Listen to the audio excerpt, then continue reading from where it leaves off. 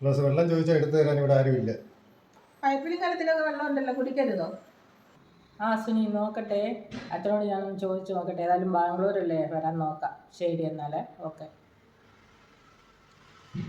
ചേട്ടാ അച്ഛനോട് ഞാൻ പിണങ്ങി പോയി, ഇനിയിപ്പോൾ എന്ത് ചെയ്യും? ചായ. ഈ നട്ടുച്ചയ്ക്കോ?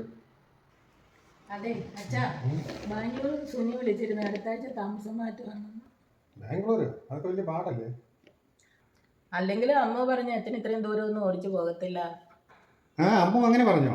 ഞാൻ ഏതായാലും അടുത്ത ആഴ്ച ബാംഗ്ലൂർക്ക് പോകുന്നുണ്ട്. വരേണ്ടവർക്കൊക്കെ എൻ്റെ കൂടെ വരാം.